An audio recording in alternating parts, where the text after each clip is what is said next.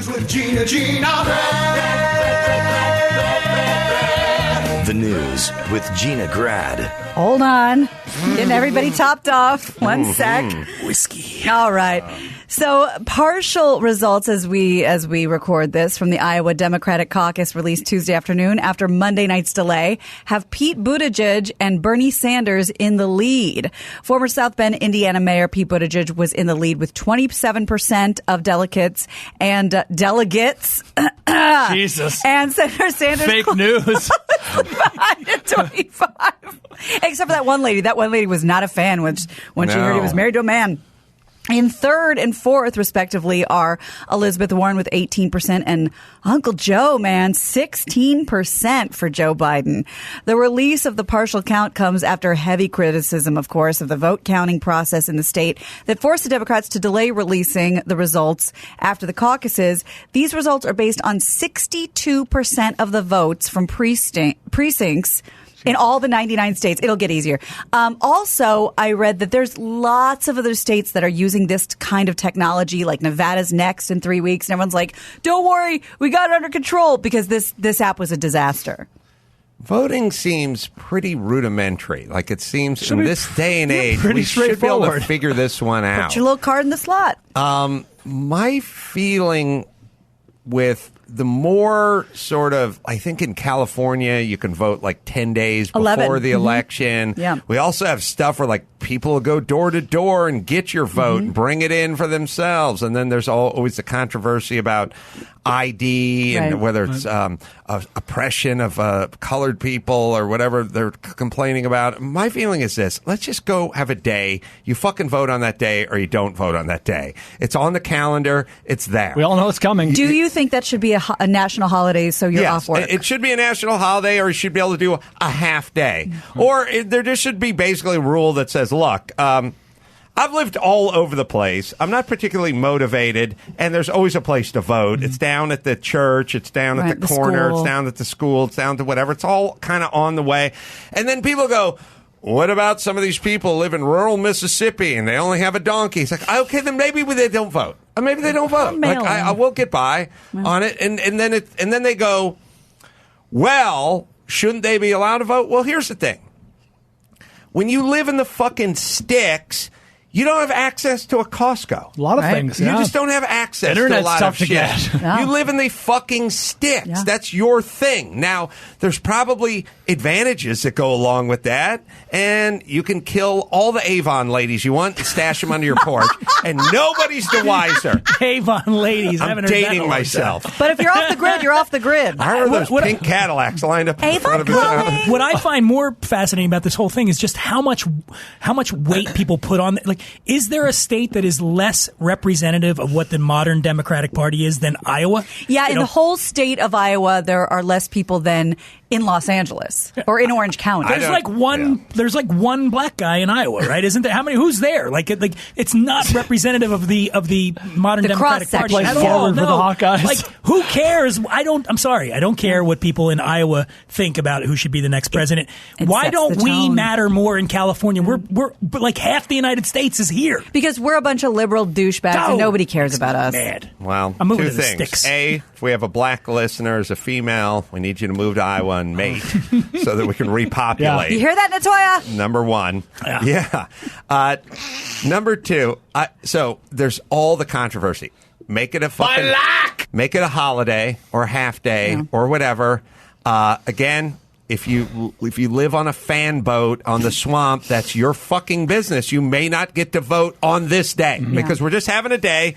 You show up. Or if it's important to you, park your fan boat that day. Right. And Uber in. To extend the analogy. And show an ID. And if you don't have access to an ID, let's work on that too, because it's 2020. Everyone needs an ID. You can't travel. You can't have a life. You can't book anything. You can't really pay taxes. You're not on the grid. If you don't have an ID, you don't exist in this country in any meaningful way. You can't take and you can't give if you don't have an ID. So let's get you an ID. Let's pick a day. Let's make it a holiday. Go in, show your ID, cast your vote, and that'll be it. We won't be waiting for stuff to come in and all that. And look, if you happen to be in Hong Kong and you moved there 4 years ago for business, maybe you don't vote for 4 years. That's fine. That's a choice. Yeah. You made it. That's fine. No. I'm fine with it. It's a couple of people spread out. Speaking of not existing, this just happened on my way here. I got an 800 call, and I was like, I'm going to answer it. I was a couple blocks away. And I answered, and it was a recorded message, and it said, Dear citizen, due to suspicious activity on your Social Security number, we have placed your Social Security number on hold. Right? Please call this number. And they're going to erase it. They're going to erase my Social Security number unless I press 1. And I said to my Uber driver, I go, who falls for this? Like, does somebody actually go, let me press 1? Uber driver and then with a Russian accent puts the phone down. Wow.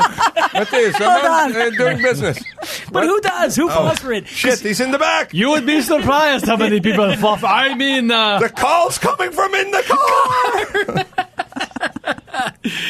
So I did it. My Social Security number was erased. Yeah. Oh, Oh God, what a horrible thing. Also, to continue my point, which is folks that move out of town or live on the bayou or whatever, there's probably a Democrat who's on the bayou, and there's probably a Republican who's in Hong Kong.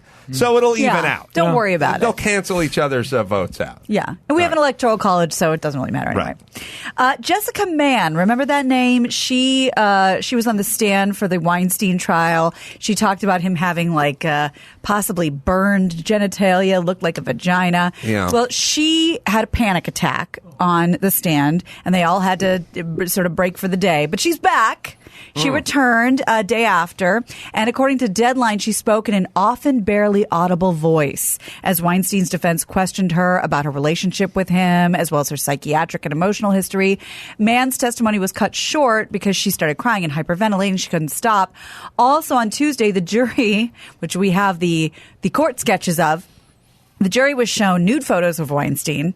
The images were also introduced as evidence. What a sight. Not when we're drinking whiskey. You're going to need just threw up in double. my mouth. Yeah, this is bad. It's so funny that $100 whiskey is terrible. It's still, as a court rendering, it's still a tough putt. It's still tough to look at. It's like the Michelin Man lost. He has nice tits, though. I will say that. Yeah, he does have nice tits. Round. Now, I was asking my fiance this morning how quick before somebody comes onto Twitter and says, hey, no, we know he's a predator, we know he's a rapist, but no body shaming. Well, it's like if you unwrap the Michelin Man and he had a panis that hung over his dick. But here's I'm endlessly fascinated by there's two things I love in 2020. People not having an ID and courtroom sketch artists. 2020. We're not, no cameras. Okay, well, let's just put a guy that draws everything. Yeah. Or why don't we have one guy with an iPhone and he could tell us everything? No, this guy's a good drawer. You love his work. He's good. Yeah, it's like... Good shadow and light. It's weird, and now we're looking at a drawing of people looking at drawings. Yeah. Yeah. And where did they acquire these photos? Was this a post-arrest photo? I imagine it would have to be police photos. Didn't Michael Jackson have to do the junk thing? You're right. Mm-hmm. So they made him stand there like that, and somebody had to actually photograph him. And pass it around to... Yeah, they photographed him, and then someone drew the photograph? Well, I don't know about that. No, well, that's for us. No, I imagine the jury is looking at photographs. For us. I'm saying, why did they make him stand naked? Because part of the evidence was what does he look like? What is his? I'm not drawing the line personally, but it's from Jessica Mann's testimony that he basically has a vagina. Maybe they were trying to figure out how accurate that was. I wonder. When you do the mug shot and you stand next to the calibrated thing, like 6'1", height. whatever the height thing, they have one for your dick. Like they gotta have a stick, like dick stick. Well, I mean that factors in, right? I guess. Well, look, they don't write 6'2" on the thing. You stand next to a 7-Eleven door, it tells. So when you turn sideways, you know where you're at. Yeah. They gotta have one for your hog, right? Milliliters. If memory serves, wasn't there something when the Clinton Lewinsky thing happened where she described something about his genitalia, like he had a mole? Did that happen? Where they said they had a mole or something? There's always something about the genitalia. This is why I'm glad to have pedestrian genitalia. Trump had a mushroom thing, right? Yeah, she said that. Right. Yeah, mine's completely unremarkable. Yeah, so there's nothing you would look at mine and go, yeah, that's just perfectly nothing some chick was nothing on to testify about. Yeah. She's someone on the stand. Like if it was us, it'd be like, I don't know, could have been Dan Dunn, could have been Adam Carolla. Like, I don't know. It wasn't good. It wasn't Joe bad. Doll. It was like, just I don't normal. know. Yeah, it was just there. It was just there. Could have been any anatomy book I saw. It was in the junior Joe high. Smith of penises. Right. Yeah, that's it. Yeah, it was nothing. Mm-hmm. You know, Leonardo when he drew the man. Yeah. That was basically it. Yeah, that's me. Well, Disney banked $13 billion at the box office last year, but that hasn't stopped the movie juggernaut from going after an elementary school that screened the Lion King remake at a fundraiser last year. So last November, the PTA at Emerson Elementary in Berkeley, California, held a Parents' Night Out fundraiser where parents and students watched the movie from 2019. But there was a problem. They didn't have permission to show the movie, which earned $1.7 billion worldwide. Apparently, it was just one of those things where someone bought the movie at Walmart, put it on while the kids are running around, the parents are talking. Well, last week, nearly 3 months after the event, the school got an email from Movie Licensing USA demanding $250 out of the $800 the event raised for the school because they technically showed it without a license. Who dropped a dime, though? I don't know. How do you find out? My daughter's school has these movie nights all the time. Why this one out of what is presumably the millions of movie nights? I read something that it was somebody posted something on social media that somebody who worked for Disney saw. Oh, yeah, like having a great time at the fundraiser. Asshole in the universe was like, you know what? I'm going to drop the dime on them. You should know. Yeah. I wonder if Tessa's school is clearing the stuff. Like, doubt it. I bet they are. Right. Well, I can tell you. Stupid question. Sorry, bro. I can tell you from high schools, college, community theater, if you're doing a production of anything, like if you're some little podunk high school in the middle of nowhere, you do not have the licensing rights to do Hamilton until, the year 2023 or whatever. There is you cannot do the musical. So I guess this is an extension of that. I don't know. Could somebody take your book, Adam? Like, let's say somebody took your book on their podcast and they said, not that I did this, but don't look back at it. But if someone took your book and was like, oh, Adam, I'm going to read this. In 50 years, we'll all be chicks. Can they do that? Here's what I figured out. Adam doesn't care. He doesn't give a shit. Technically, everything's illegal. Okay. Technically, everything is illegal. And when you're playing a snippet of the Super Bowl commercial that was the winners and the losers, anyone could cease and desist or sue or anything at any time. Most people just kind of keep walking. Disney's made $13 billion. You'd think they could just keep walking over the $250. I think their thing is sort of like, well, first it's grade schools, and then it's junior highs, and the next thing you know, you're showing Aladdin in high school. Right. They're selling tickets. Yeah, I think their whole thing is nip everything in the bud, be super litigious, and no one will ever do anything. And there's certain companies that work that way. But everything technically somebody can sue you over, and then you have to argue that it was parody or you're making commentary on it or whatever. Have you ever sued anybody for stealing any of your shit? Because you've done so much stuff. No. I'm sure people are stealing your stuff. I never look at it as stealing. Like, my feeling is if Dan Dunn wants to read a couple of pages of my book to his audience, A, I'm flattered, and B, I might move a few copies. Yeah, it's free promotion. Yeah. That's all I've always been that way. I get Google alerts all the time about my books that say, and I'm like, maybe somebody said something nice. And it's just always like something that's like, here, download it for free. Right. I'm like, fuck. All right. Right. Speaking of million versus billion, it's so funny. It just reminded me, I read this article this morning. Table wobbling? Dan Dunn. Sorry. Fran Drescher was telling this random story about when Donald Trump appeared on The Nanny, and just to do a little guest star. This is a million years ago, and one of the lines where she was talking to the millionaire that she lived with, and Donald Trump showing up to take her on a date said like, "Oh, you millionaires are all alike," and whatever. That's the line.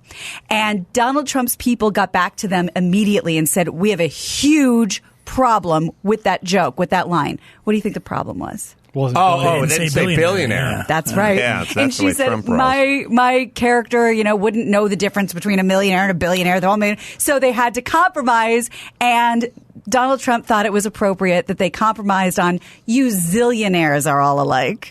Wow. Isn't that because great? that's something she would say. Right. Who was Yes. it that told the story about being on the Donald Trump roast, and everyone can have that one thing, they say one thing you can't joke about, William Shatner's Yeah, dead wife or who whatever. said that? Whoever Yeah. it was like, the one thing we were told we couldn't make a joke about, of all things, was he doesn't have as much money as he says he has. Right. Yeah. Oh, It was a Dana guest. Gould, or, I don't know. It was who said that, but whoever it was it one was, of those things. Yeah, it's right. so funny.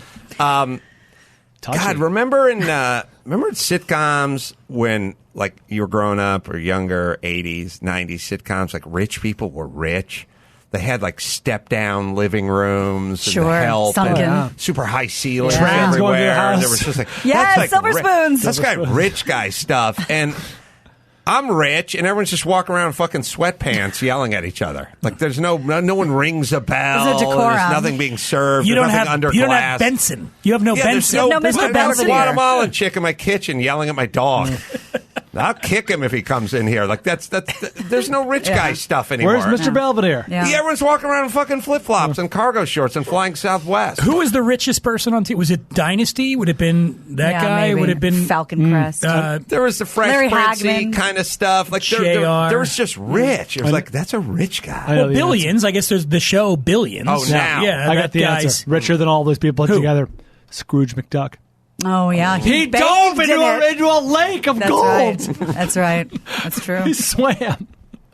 Well, we were talking about Jessica Simpson's book the other day, and Adam, you, Mr. TMZ, brought up her connection with John Mayer. You, sir, were right. Yeah. Some more details are coming out about the book, which hit bookstores on Tuesday. It's called Open Book. My liver's a wonderland about now. Jessica says she split with Tony Romo because the football star thought she was cheating on him with John Mayer. So Jessica admits that she returned to John about 9 times throughout their on-again, off-again relationship. How many? I'm waiting. Well, was she with Romo when she was... Well, here's the thing. 9 times. When she was dating Romo, Mayer continued to contact her, and she said that he just held this thing over her. She just couldn't keep herself away from him. Just couldn't quit him. That's right. So You know what it Mayer's- was? He didn't have Dan Dunn, Adam Carolla penis. That's right. He That's had probably a much true. more memorable penis than us. So yeah. Mayer stayed close to her family, and one day her father brought him over to the house when she was in town. Soon after, Romo saw an email from Mayer on Simpson's phone and accused her of being unfaithful, broke it off with her. Afterwards, she reunited with Mayer. She can't stay away for a few months, but she finally broke up with him for good after his 2010 interview in Playboy where he said she was sexual napalm. Oh, that was... That was a compliment, though, right? Well, she didn't like it, and maybe she thought that was going to be the nail in the coffin for the Romo relationship. I don't know. Right, Is that that's where the compliment Wonderland sexual thing and I was confused with Jessica her and... Alba? No. Who was it? Wonderland is Jennifer Love Hewitt. Oh. Love Hewitt, but that's the napalm Right, thing. yeah. Jesus Christ. Something about that guy. I bet you could take out the Wonderland with the napalm. You call in and have 14 strike and just fucking get them both Just burned. strafe it. We have Trump's rules for the roast from whom? Yeah, so this is what some of the writers have been saying, also confirmed by Anthony Jeselnik. So this is what you're allowed to joke about when you're roasting Donald Trump. His hair, his wife, him having sex with models, Trump's steaks, water, Trump cologne, Trump's failed casinos, Trump only became successful thanks to his wealthy father, Trump's weight, and Trump being attracted to his daughter. But by no means. Yes. There's only double one Ds thing that won't was be not ignored. Oh, no, it's Jessica Simpson's dad. Sorry. one thing that was not allowed. Any joke that suggests Trump is not actually as wealthy as he claims to be. Well, there it is. As Trump's wife or daughter, how insulted are you with what's on the table and what isn't for the roast? I don't know. Yes, you should be plenty insulted. You should be super insulted. Can I my ask a question here? Sure. I met John Mayer at the Comedy Store. He walked in with Jeff Ross, and he said, Jeff's like, "Hey, I knew him," and he said, "Oh, yeah, I'm John." I said, "I know who you are." What's the correct response? You got it. When people are that famous, Right. What is the correct response there? Should I just pretend like I don't know who he is when he says I'm John and go, "Hey, John"? Is that the? Yeah, no, sure, John Mayer, of course. I said, Hi, "I know how who are you ya?" are." Yeah, I know who you are. Is that wrong? Did to that say freak that? him out or something? No, he was fine. Oh, yeah, sure, Yeah, how kind are of you? affirmative. Oh, yeah, of course. that I'm guy. sorry. Of What is course. it again, Brad? What? Not a very dead-eyed, I know who I don't you know. are. I just the fact that I'm thinking about it makes me feel bad about myself. But I was just do I tell him, of course I know you're John Yeah. Mayer, Yeah. or do I just pretend like we're, I know Ross, Jeff Ross, well. He's not really even friends with John Mayer. It says John is working on a song called "Your Body's a Garbage Barge," and he needed like a little, like just have a little block. Yeah. You know what I mean? Some guys go for a run. You know, some guys call it Jeff Ross. Jeff Ross, I used to write for Talk Soup, and Jeff Ross guest hosted one time, and he came on the show. I wrote most of the episode. I was very excited. It was him and Ralphie May. Sure. I think he's dead now, right, Ralphie? But Ralphie came on. And that's why John went to Jeff. Jeff, yeah, exactly. Jeff proceeded to not do any. No. Like, we had the teleprompter, nothing. He did none of the jokes that I did. He went on, and I was like, he took his shirt off, he clipped the mic to his chest hair, and he just winged it. And so when I saw him at the Comedy Store, I said, "Hey, man, I remember I was at Talk Soup Guy." And he goes, "Oh, you're the fucking fucker?" Like that. Like, basically to me. And I was like, all right, I'm going to go now. He's like, "No, come on in here, have a drink." And that's when John Mayer introduced himself as John. And what an awkward and fascinating evening.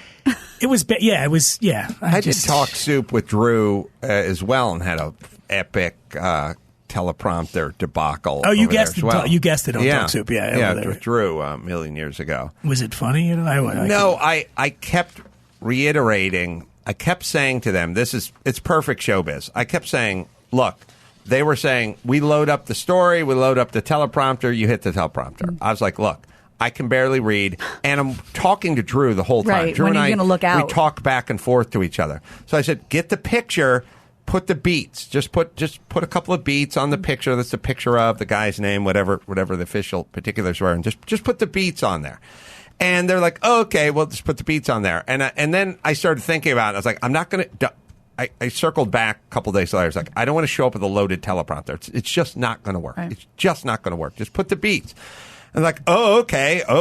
And then it was literally like 3 times back and forth. And then we showed up, and the teleprompter was completely filled to the gill. And then I would like turn to Drew, and then Drew would like read my stuff, and I'd make read his stuff, and it was like it wouldn't work. And I was like, look, we got to clear the teleprompter, put the beats in, and they were like, well, okay, we can try that. And I was like, oh, you could have tried it 4 days ago when I told you this is what we just went over. And then I went on the Love Line and started yelling at all of them. And then they did the move where they're like, what the fuck? What are you yelling at us for? And it's like, because I told you this thing 5 times. You never did it. It turned out funny. I knew it would work well. Drew and I just work the beats. We work off the cuff. We work together. I was like, just put the beats. It'll be easy. They wouldn't do it, and then they got pissed when I yelled at them. That would have been circa like 2099 or something like that. That was right before me. It would have gone way more smoothly had I been there. Sure, it would have been. And the other thing they did was, remember the soup bowls that would float in the background? Mm-hmm. So what Jeff wanted to do was, instead of the soup bowls, he wanted it to be Ralphie's face. Mm-hmm. And Ralphie took his shirt off too. Oh boy! Not the best. The one we just the Harvey. The Harvey. Harvey looked like Brad Pitt compared to Ralphie, and so Ralphie had his shirt off, and we were kind of focused on his face, so his face just floated behind Jeff. I think they were drunk. And it was 9 a.m. Like Talk Soup was. Let me defend them. They were super high. Okay, they're probably high, yeah. Yeah. And I just remember sitting there, and it was like I really like Jeff Ross, and I was like, man, I'm so excited for him to nail my jokes. He didn't say not one word that I wrote. He ignored the whole thing. The thing was going, and he just was going. It was not funny at all. But I guess looking back, it's a story. He had fun. He had fun. Jeff did. Yeah. Well, speaking of beautiful people, first it was Bella Hadid. Now it's Robert Pattinson. Last year, so we talked about the Bella Hadid one already. The British newspaper Daily Mail named her the most beautiful woman in the world. And the paper is now saying Robert Pattinson is the most handsome man in the world. There's a picture of Bella. So the Daily Mail makes this determination. And we talked about this. It was Dr. Julian De Silva who bases it on the quote unquote science of the golden ratio of beauty. The ratio is a measure of physical perfection, reportedly adapted from the golden ratio artists and architects would use during the European Renaissance to map out their masterpieces. So to get the ratio, measurements of the face are taken and calculated.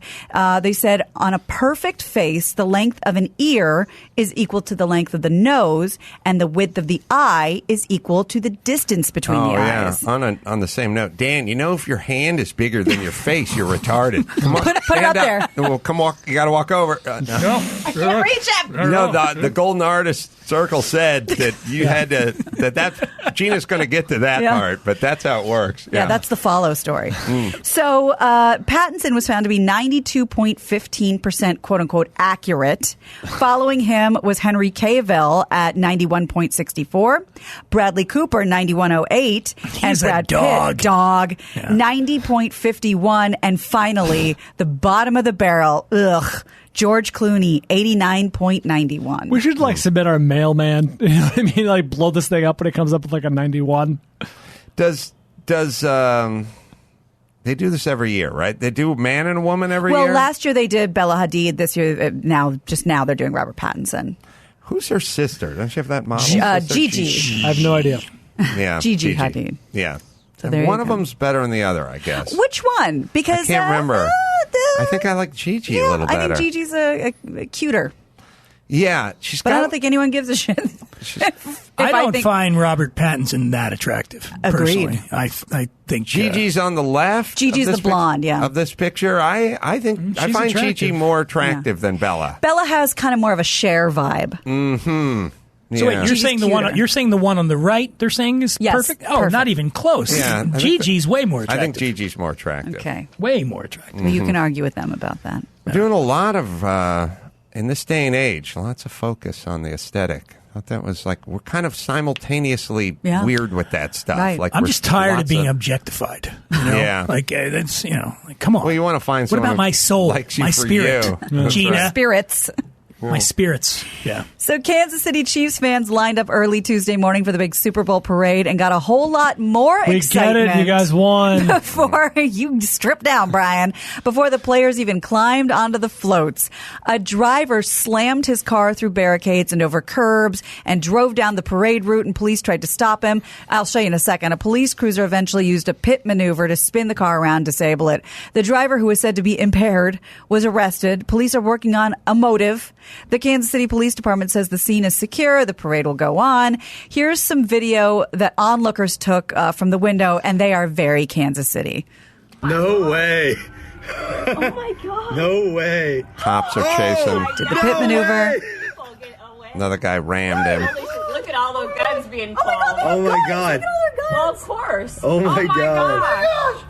Guns. Caden, shut up. Totally Kansas City. Nobody says fuck. We're like, Jesus Christ. Fuck. What a day. Look at the helicopter. They have a police helicopter up there. Holy moly. They do. Cool.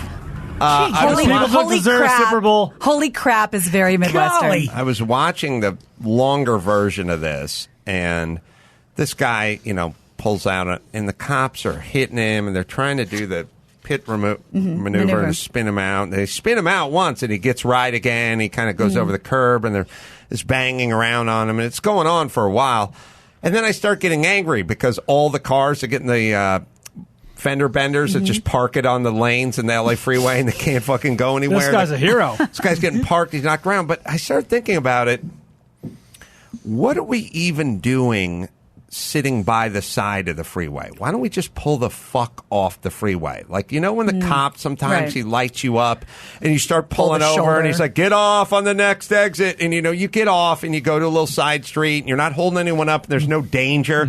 So now it's a choice between the person who got into the fender bender either just stopping in the lane in the freeway or pulling to the shoulder and having a confab on the side, and everyone's rubbernecking and slowing down. Then the cop pulls up. Just get off. Why don't we just make a rule that if you get into an accident and your car operates, and if you watch, Max Zapata will find this longer version of this because I hit it earlier today. I liked it or whatever. Cars, anyone's done the Toyota Grand Prix celebrity race 5 times like I have, can tell you cars take incredible amounts of damage and can still keep racing and still keep running. This is the police video of this car, and it's like it's a gray car. It's got a couple of black cruisers behind it, and the guy comes up and goes full Malachi Crunch on the side, knocks the mirror off. Now he's trying to spin him, but he goes around him. Now he's getting into the parade route. What's amazing is none of the people are running. I'd be running for let me get out of the way. Now the cruiser's going to come up again, and they're going to try the spin move on him another time. Now they're pinching him between two cars, and he does pull off the pit maneuver, but the guy gets straight again. Now he goes over the curb, but he's still driving just fine. I mean, what I mean is I see cars with scratches on the bumpers and both people out of the car. He tries it again. He's still driving fine, right? Yeah. Get the fuck off the freeway. And eventually he gets rammed.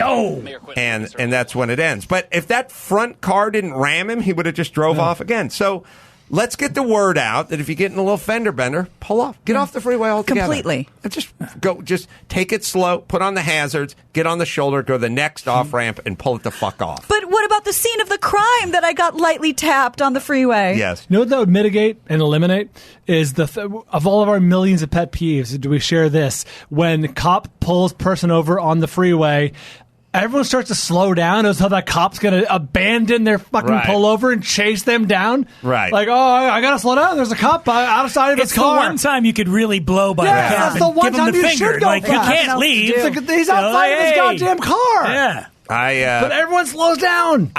I think it's more Schadenfreude than it is actual. He's going to jump back in the car. It's like, look at that poor loser. We want to that see what the soccer scene is. mom. Yeah, there's a rubberneck. Well, it's both. It's a reminder of cops. Like when you just see, like if you're just driving down the street and someone showed you a picture of a cop car, you'd go, oh, slow down. It's the reptile brains way. Lights, cop, lights, slow down. slow. Rubberneck, whole 9 yards, Schadenfreude, whatever. But either way, if they just pulled it off, Just nice. What a utopia. All right, let's bring it home, Gina Grad. You got it. I'm Gina Grad, and that's the news. Your body's a garbage barge? That was the news with Gina Grad.